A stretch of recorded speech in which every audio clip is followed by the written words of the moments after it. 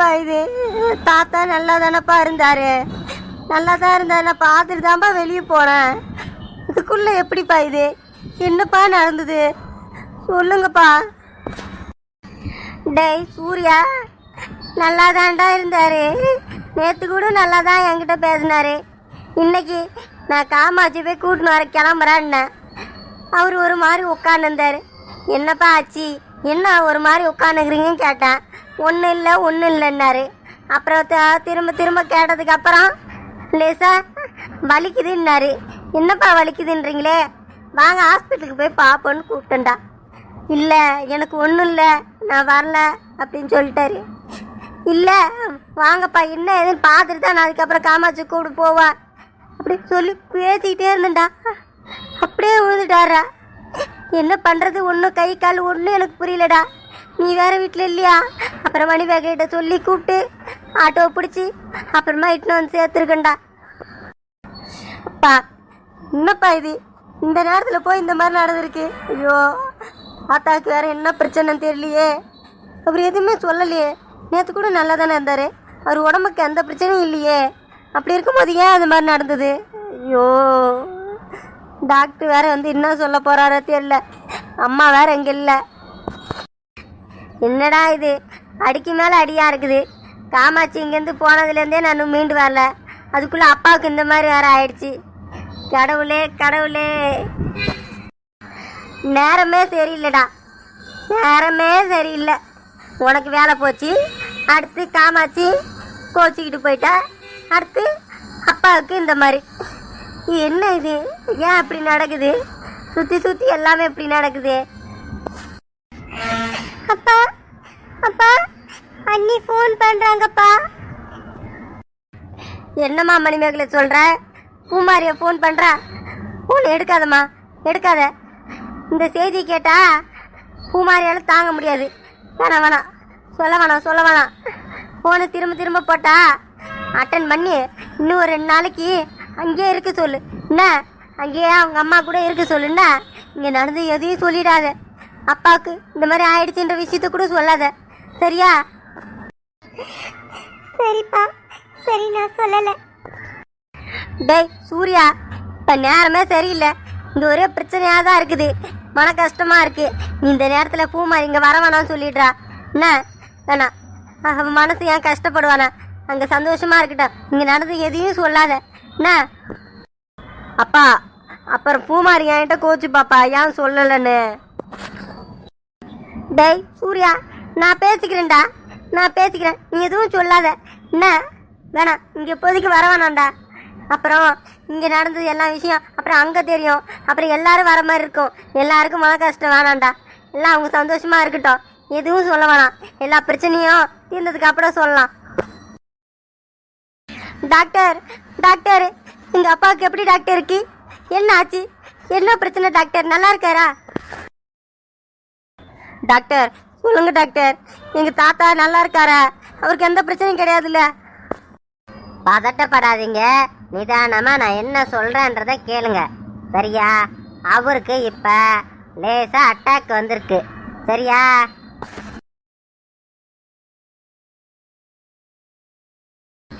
Doctor என்ன doctor சொல்கிறீங்க? அட்டாக்கா? ஐயோ, அவர் நல்லா தானே இருந்தார். ஐயா, இப்போ எந்த பிரச்சனையும் இல்லைல்ல? இப்போதானே சொன்னேன் பதட்டப்படாதீங்கன்னு. ஒன்றும் பிரச்சனை கிடையாது. ஆல்ரைட், ஒன்றும் பெருசாக எந்த ஆபத்தும் கிடையாது. ஆனால் கொஞ்சம் ரிக்ஸ் தான். ரத்த குழாயில் சின்னதாக ஒரு அடைப்பு இருக்கு, சரியா? அதனால ஆஞ்சியோ பண்ணணும். பரவாயில்ல டாக்டர், பரவாயில்ல. பாருங்க டாக்டர், எங்கள் தாத்தாவுக்கு எதுவும் ஆகக்கூடாது. ஆஞ்சியோ பண்ணி தான் ஆகணும், சரியா? நாங்கள் ஆஞ்சியோ பண்ணுறதுக்கு ஏற்பாடு பண்ணுறோம். நீங்கள் என்னன்னா அங்கே ஃபீஸ் கட்டிடுங்க. ஆஞ்சியோ பண்ணுறதுக்கு எப்படியும் குறைஞ்சபட்சம் எப்படி 4 லட்சமாவது ஆகும். அதுக்கு மேலே எதாவது ஆச்சுன்னா அப்புறம் சொல்கிறோம்.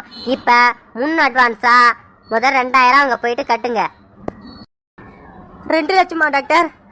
கட்டுறோம் டாக்டர், கட்டுறோம், நான் கட்டுறோம். நீங்கள் ஆஞ்சியோ பண்ணுறதுக்கு ஏற்பாடு பண்ணுங்க டாக்டர். சரி, நீங்கள் பணத்தை கட்டிடுங்க, நான் ஆஞ்சியோ பண்ணுறதுக்கு போய் ஏற்பாடு பண்ணுறேன். அப்பா இப்போ என்னப்பா பண்ணுறது? 2 லட்சம் கட்ட சொல்லியிருக்காங்க. அப்பா உன்கிட்ட காசு இருக்காப்பா? என்கிட்ட இல்லையடா. என் அக்கௌண்ட்ல ஒரு 20,000 தான்டா இருக்கும், அதுக்கு மேலே என்கிட்ட இல்லைடா. இப்போ டாக்டர் 2 லட்சம் கட்ட சொல்றாரு. இப்போ என்ன பண்றது? பணத்துக்கு எங்க போய் நிக்கிறது, யாரை கேட்கறது? அப்பா, அதான் அம்மா அக்கௌண்ட்ல காசு வச்சிருக்காங்களே, பேங்க்ல போயிட்டு அந்த காசை எடுத்துட்டு வந்து கட்டலாமாப்பா? மணிமேகல, அது காமாட்சி வச்சிருக்காதான். ஆனா இப்ப போய் காமாட்சி கூட்டின்னு வரணுமே. காமாட்சி வருவாளா? என்ன எங்க அப்பா மேலே கோபமா இருக்கிறா, எப்படி வருவா? அப்பா வருவாங்க, அம்மா வருவாங்கப்பா. அம்மாவுக்கு தாத்தாவை ரொம்ப பிடிக்கும், அதனால கண்டிப்பா வருவாங்கப்பா.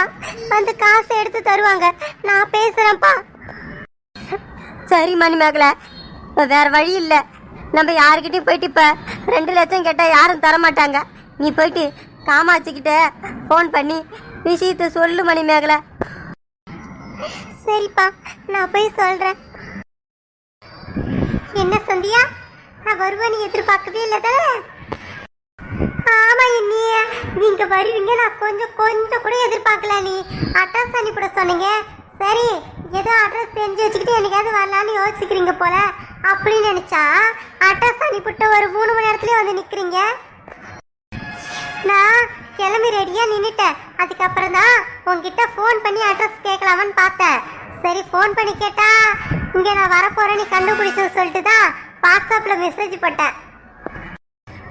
அண்ணி, சூர்யாவை கூட கூட்டினே வந்திருக்கலாம்ல. சந்தியா, நான் அங்க இருந்து வரல சந்தியா, நானே இங்க இருந்தா வந்திருக்கேன். ரம்யாவுக்கு 5வது மாசம் படைக்கிறதுனால இங்க ஊருக்கு வந்திருந்தேன். சரி இன்னைக்கு ஊருக்கு கிளம்பலாம் தான் இருந்தேன். அப்புறம் பார்த்தா ஃபோன் பண்ணி இந்த மாதிரி வந்து இன்னும் ஒரு 2 நாள் அங்கேயே தங்கிட்டு பொறுமையா வா அப்படின்னு சொன்னாங்களா. சரி அவங்களே சொல்றாங்க சொல்லிட்டு இங்கே தங்கலான்னு முடிவு பண்ணிட்டேன். அப்புறம் சரி இன்னும் 2 நாள் இங்கே தானே இருக்க போறோம், அதுக்குள்ள 1 ஒரு 8 வந்து பார்த்துட்டு போலாம் தான் வந்தேன். ஏன் நீ உள்ளார வரும்போது யாராவது இருந்தாங்களா உங்க வாசல்ல? உங்களுக்கு யாரும் கேட்டாங்களா? ஒரு பாட்டி தான் சந்தியா நின்றுட்டு இருந்தாங்க. எனக்கு யாரும் கேட்டாங்க, இந்த மாதிரி சந்தியாவோட அத்தை பொண்ணு சொன்னேன். ஓ அப்படியாவா, சரி சரி போய் பாருண்ணா. ரூம் எங்கிறன்னு கேட்டேன், இந்த மாதிரி இங்கே இருக்குன்னு சொல்லி அனுப்புனாங்க, வந்துட்டேன். யார் அந்த பாட்டி? இனி அவங்க சக்தியோட பாட்டி, அதான் அவங்க அப்பாவோட அம்மா. சரி சந்தியா, சரி வா, உங்க வீட்டில் இருக்க மற்றவங்களாம் எனக்கு இன்ட்ரடக்ஷன் பண்ணி வை வா. சரிங்க நீ வாங்க வாங்க, நான் சொல்றேன் வாங்க, இந்த வீட்டை வந்து சுத்தி பாருங்க வாங்க.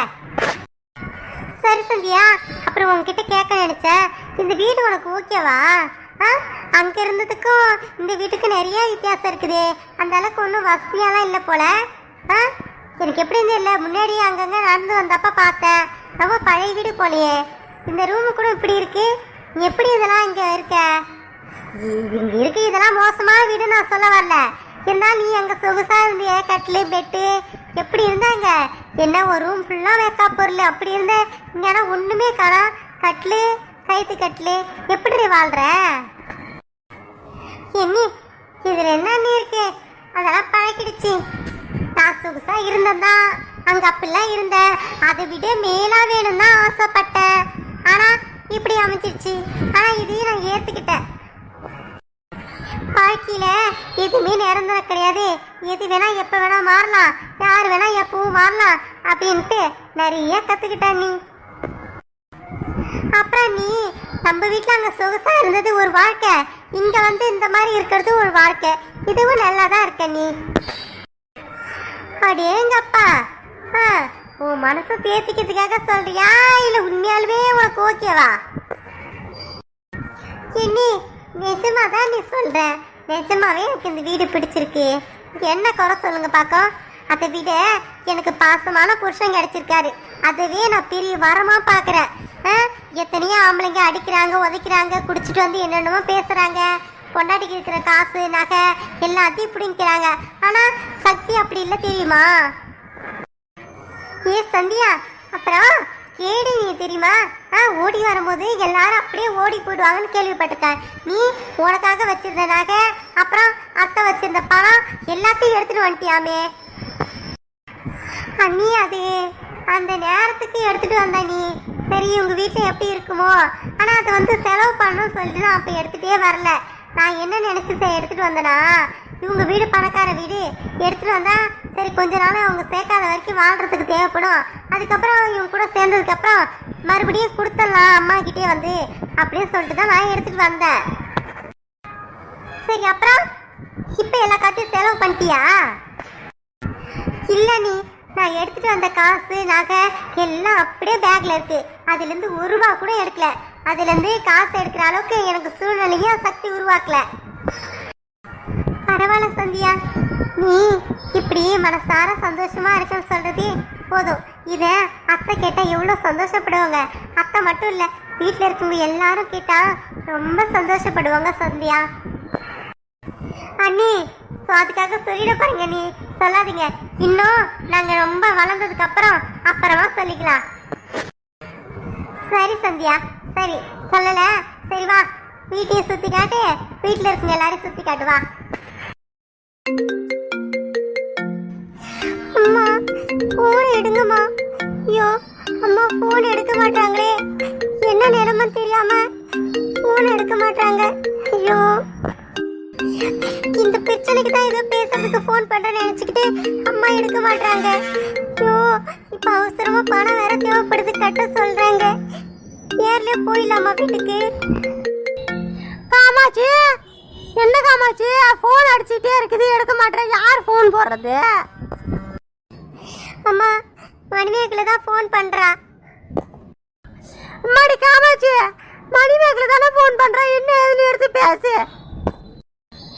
இல்லம்மா, அவர்தான் ஏதோ பேசுறதுக்காக மணிமேகலை கிட்ட இருந்து ஃபோன் பண்ண சொல்றாரு. எப்படி இல்ல அவர் பேசுவாரு, இல்ல வீட்டுக்கு வர சொல்லி மணிமேகலை பேசுவா. நான் எடுக்க மாட்டேமா. ஆடா என்னம்மா நீ, நடந்து போச்சு, இப்ப என்ன பண்ண முடியும்? நீதான் அங்க வந்துட்டல, நீ அங்க எதுவும் போகாத, என்ன முடியும்னு பாத்துக்கிட்டே அப்புறம் போ. மணிமேகலை ஃபோன் பண்ற, உன்கிட்ட பேசுறதுக்கு அதை கூட தனியா ஃபோன் பண்ணிருப்பா. எடுத்து பேசுமா என்ன ஏதுன்னு. சொல்றல, எடுத்து பேசு. என்ன அம்மா எடுக்கவே மாட்டாங்க. 2 தடவை ஃபோன் அடிச்சிட்டேன், ஐயோ எடுக்க மாட்டாங்களே. சரிம்மா, சரி எடுத்து பேசுறேன்.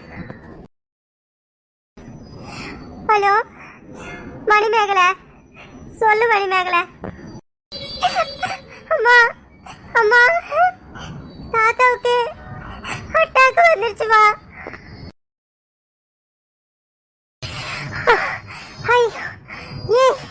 ஏ மணிமேகலை, எப்படி சொல்ற?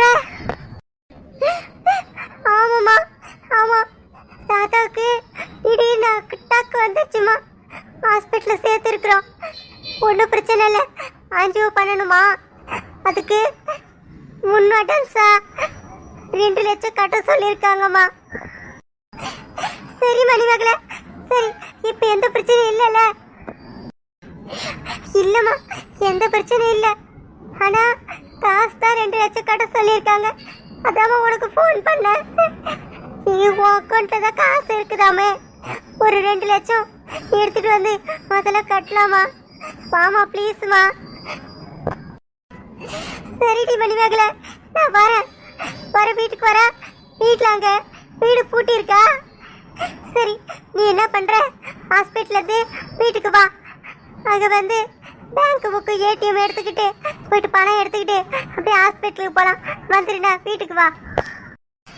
சரிம்மா, சரி நான் ஹாஸ்பிட்டல்லேருந்து அங்கே வீட்டுக்கு வரேன், நீ வாமா. சரிடி மணிமேகலை, நான் வரேன். சரி போன வை. காமாட்சி, என்ன காமாட்சி ஹாஸ்பிட்டலு 2 லட்சம் என்னவா? என்னங்க? அம்மா என் மாமனாருக்கு அட்டாக் வந்துருச்சாம்மா. அதான் அங்க ஆஞ்சோ பண்ண சொல்லியிருக்காங்களா. 2 லட்சம் முன் அட்வான்ஸா கட்ட சொல்லியிருக்காங்களா. அதுக்கு தான் ஃபோன் பண்ண மணிமேகலை. சரி வா, சரி நான் போயிட்டு போய் பணம் எடுத்துக்கிட்டு ஹாஸ்பிட்டலுக்கு போறேம்மா நான். சரிடி காமாட்சி, சரி போ. நல்ல மனுஷன், அவருக்கு அந்த மாதிரி வரணும். சரி சரி நீ போ, நான் வர பின்னாடி வரேன். என்ன நான் வந்து சம்மந்தி பாக்குறேன், நீ போ முதல்ல போ. சரி வா, நான் உடனே கிளம்பணும். நான் போறேம்மா.